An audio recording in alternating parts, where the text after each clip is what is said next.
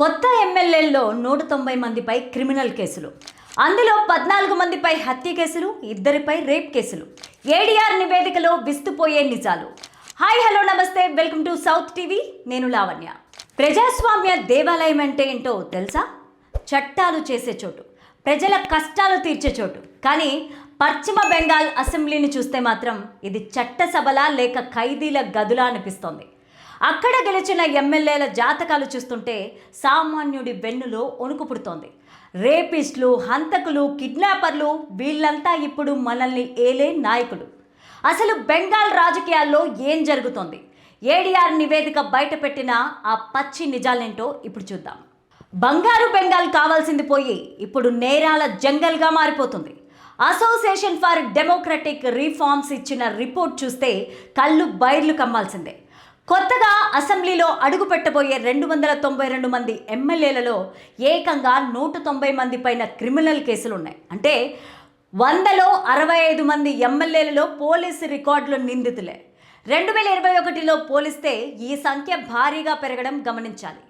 ఇదేదో కేవలం చిన్నపాటి గొడవల కేసులు కాదండోయ్, అత్యంత భయంకరమైన కేసులు. 14 మంది పైన హత్య కేసులున్నాయి, 54 మంది పైన హత్యాయత్నం కేసులున్నాయి. ఇంకా దారుణం ఏంటంటే ఆడబిడ్డలపైన అఘాయిత్యాలకు పాల్పడిన వారు కూడా 63 మంది అసెంబ్లీలోకి అడుగుపెట్టారు. వీరిలో ఇద్దరిపైన రేప్ కేసులు కూడా ఉన్నాయి. చట్టాన్ని కాపాడాల్సిన వారే దాన్ని చుట్టేస్తున్న పరిస్థితి కనిపిస్తోంది. రాజకీయ పార్టీల పరిస్థితి చూస్తే ఒకరిని మించి ఒకరు అన్నట్లుగా ఉంది.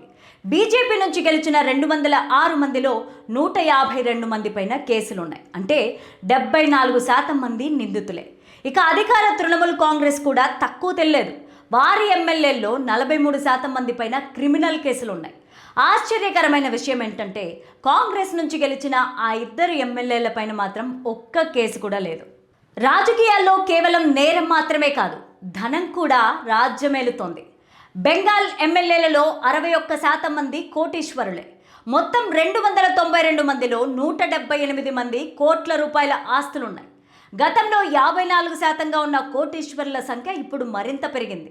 అంటే టికెట్ కావాలన్నా గెలవాలన్నా చేతిలో గన్ను, అకౌంట్లో డబ్బులు ఉండాల్సిందే అన్నట్టుగా మారింది పరిస్థితి.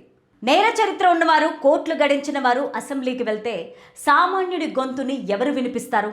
మహిళలపైన కేసులున్నవారు మహిళా భద్రత గురించి మాట్లాడడం అంటే హాస్యాస్పదం మరొకటి ఉండదు.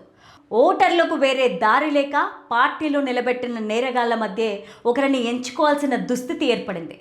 ఇది ప్రజాస్వామ్యానికే పెనుముప్పుగా మారుతోంది. నేరగాళ్లే విధాన రూపకర్తలుగా మారితే వ్యవస్థలు ఎలా పనిచేస్తాయో అని బెంగాల్ ప్రజలు భయపడుతున్నారు. కిడ్నాపులు, దోపిడీలు చేసేవారు చట్టాలు చేస్తే ఇక సామాన్యుడికి రక్షణ ఎక్కడుంటుంది? ఈ ధోరణి ఇలాగే కొనసాగితే రాజకీయాలంటేనే ప్రజలకు అసహ్యం వేసే ప్రమాదం ఉంది.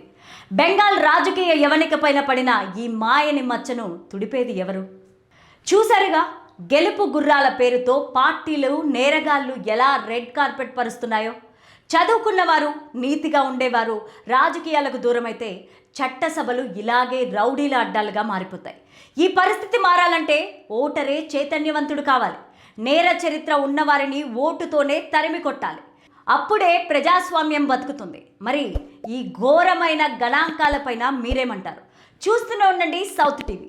సబ్స్క్రైబ్ కూడా చేస్తారు కదూ. Thank you for watching.